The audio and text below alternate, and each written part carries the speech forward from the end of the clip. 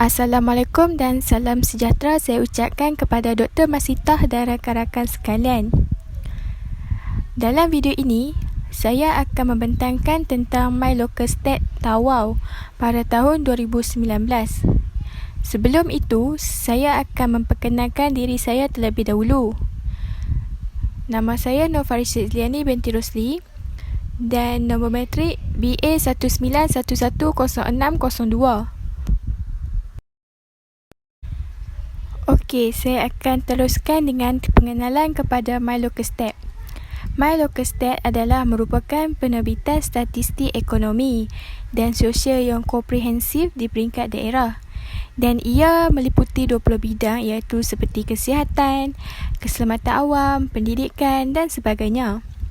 Sehubungan dengan itu, My Local State ini telah diterbitkan oleh Jabatan Perangkaan Malaysia pada tahun 2020. Oleh itu, saya akan menganalisis kualiti hidup dengan melihat keselamatan awam di Tawau pada tahun 2019. Okey, seterusnya pengenalan bagi daerah Tawau. Daerah Tawau adalah bandar ketiga terbesar di Sabah selepas Kota Kinabalu dan Sandakan. Bandar ini juga dihubungkan dengan Kota Kinabalu melalui jalan raya sejauh 500 km, manakala laluan udara melalui lapangan terbang antarabangsa Tawau dan laluan laut melalui pelabuhan Tawau. Di samping itu, daerah Tawau mempunyai keluasan tanah sebanyak 6,149 persegi. Selain itu, bilangan penduduk Tawau pada tahun 2019 diunjukkan 514,000 orang dengan kadar pertumbuhan penduduk tahunan adalah 1.4%. Selain itu, penduduk Tawau juga terdiri daripada 56.9% warga negara dengan komposisi mengikut etnik adalah 77.9% Bumiputera, 15.6% Cina dan 6.5% lain-lain termasuk India. Okey, seterusnya kita beralih kepada definisi kualiti hidup. Kualiti hidup didefinisikan sebagai tanggapan individu mengenai posisi kehidupan mereka dalam konteks budaya dan sistem di mana ia berhubung rapat dengan matlamat jangkaan, tahap dan beban. World Health Organization 1993. Selain itu, kualiti hidup atau Quality of Life QOL merupakan jangka waktu deskriptif yang merujuk kepada emosi manusia, sosial dan fizikal yang sihat dan keupayaan mereka untuk berfungsi dengan tugas biasa dalam kehidupan. Laplace dan Hans 1997. Seterusnya, apabila sesebuah masyarakat beralih kepada suasana kehidupan yang pada amnya lebih baik, maka kualiti hidupnya dianggap telah meningkat. Unit Perancang Ekonomi 2002. Keselamatan awam. Keselamatan merujuk kepada perlindungan yang diberi kepada kanak-kanak dan orang dewasa terhadap kemalangan, kecederaan dan ancaman yang selalunya berkaitan dengan amalan, sikap dan persekitaran. Seterusnya, keselamatan awam juga dikenali sebagai keamanan warga negara merujuk kepada semua keadaan yang berkaitan dengan penghormatan dan perlindungan hak dan harta benda orang dan integritas fizikal mereka dalam situasi kehidupan bersama warga. Okey, di sini saya memilih tema keselamatan awam. Jenayah akan memberi kesan yang besar ke atas kualiti hidup masyarakat. Hal ini demikian dikatakan kerana kadar jenayah sejak kebelakangan ini kian meningkat, terutamanya di daerah Tawau pada tahun 2019.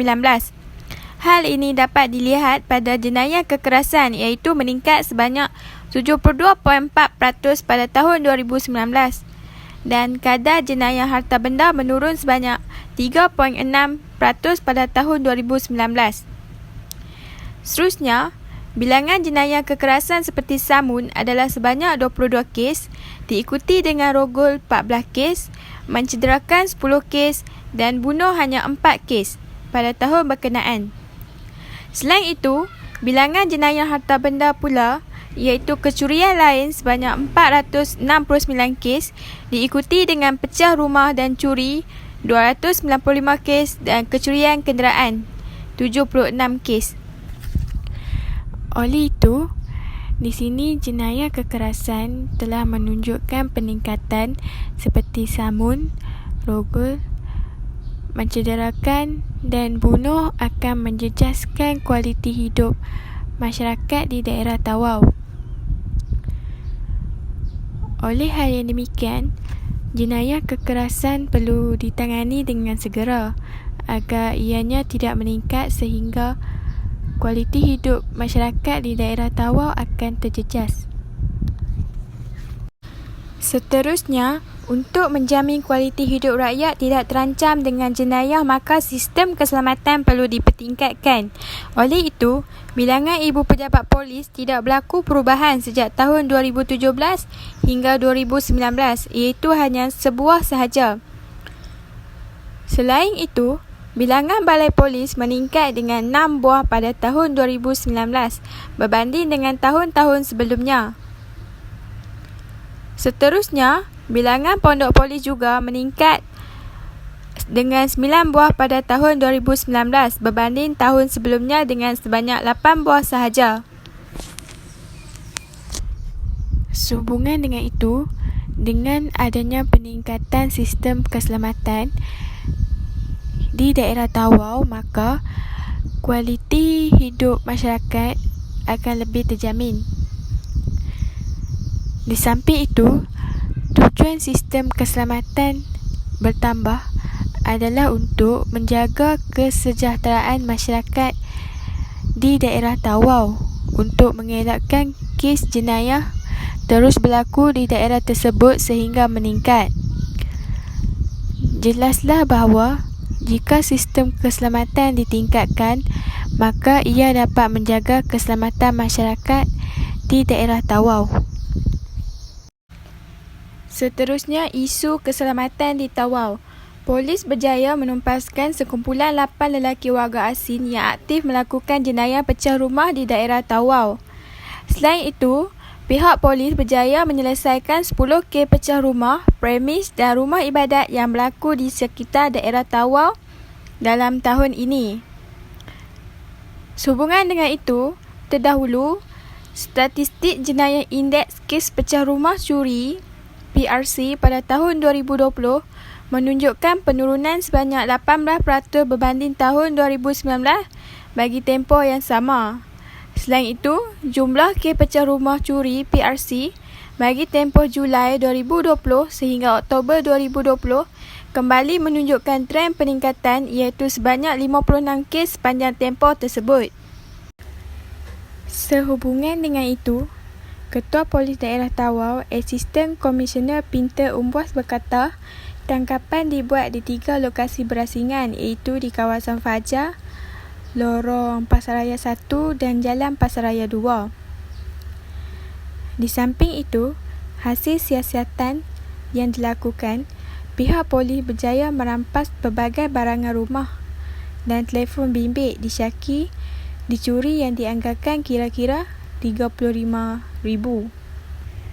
Selain itu, menurut Peter, modus operandi yang digunakan oleh suspek terbabit adalah cara mengumpil pintu, tingkap dan bumbung untuk masuk ke dalam premis.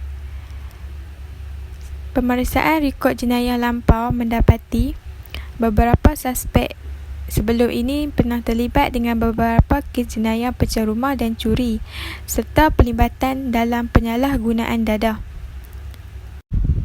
Oleh itu, penyelesaian bagi isu keselamatan di Tawau adalah masyarakat perlu memberi kerjasama sepenuhnya kepada pihak polis, termasuk melaporkan sebarang kes jenayah yang berlaku, terutamanya kes pecah rumah yang kini hangat diperkatakan, sehingga ia dapat menimbulkan kebimbangan kepada penduduk setempat. Seterusnya, pihak polis perlu bertukus lumus meneruskan usaha-usaha mengurangkan jenayah dan memberi komitmen yang lebih tinggi untuk memerangi dan mencegah jenayah. Akhir sekali, pihak polis perlulah menambah jumlah pondok polis untuk mencegah aktiviti jenayah di daerah Tawau. Oleh itu, Dengan adanya penambahan pondok polis, maka aktiviti jenayah akan lebih berkurang dan kualiti hidup masyarakat di daerah Tawau akan lebih terjamin. Kesimpulannya, keselamatan awam merupakan aspek penting dalam kehidupan masyarakat. Keselamatan masyarakat haruslah dijaga supaya dapat menjamin kualiti hidup mereka, terutamanya penduduk di daerah Tawau. Sehubungan dengan itu, pihak berkuasa seperti polis haruslah memandang serius terhadap aspek keselamatan penduduk di daerah Tawau supaya kes jenayah tidak meningkat dan kehidupan masyarakat tidak terjejas. Akhir sekali, sistem keselamatan perlu dipertingkatkan untuk menjamin kualiti hidup penduduk di daerah Tawau. Itu sahaja daripada saya. Sekian. Terima kasih.